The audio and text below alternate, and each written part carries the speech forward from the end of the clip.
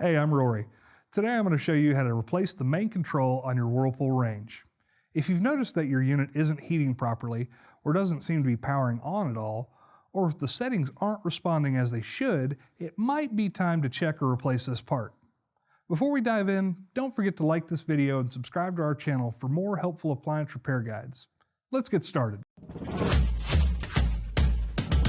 With over 2 million products in stock and the know-how to help you do it yourself, we are AppliancePartsPros.com. Today we'll need a Phillips head screwdriver, a 3/8 nut driver, and a 1/4 inch ratchet with a 1/4 inch socket and a Phillips head bit. Also, please remember that safety comes first. To replace the board, we'll first need to disconnect the unit from power. Then, to make things easier, we'll take the oven door off. Open the oven door all the way, flip up the hinge latch on each hinge and pull forward to release them. Close the oven door as far as it will go and lift it while holding each side. Then set the oven door aside and grab the Phillips head screwdriver. Under the console, you'll find screws that hold it in place. On some models, there will be 5 screws, and on others like ours, there will be 3. We need to remove these screws and set them aside. Once that panel is out of the way, there will be 2 more screws, one at each corner, to be removed. After all the screws are out, we should be able to lift the console out of the way and flip it up onto the cooktop. Now, you can remove the cooktop to access the control board, but I'm going to show you how to get the control board out without going that extra mile. There should be a brace at the front of the cooktop, roughly in the middle.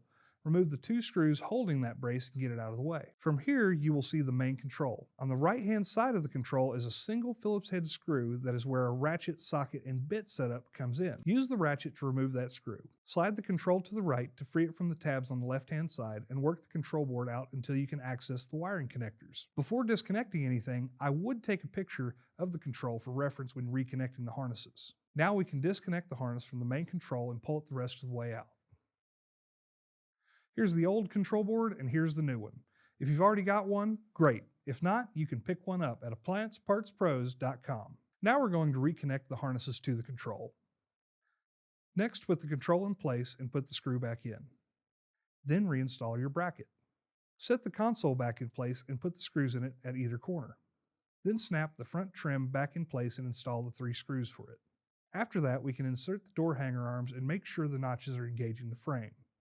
Finally, open the oven door all the way and lock the hinge levers back in place. Don't forget to plug your range back in or flip the breaker back on. You made it. Great work.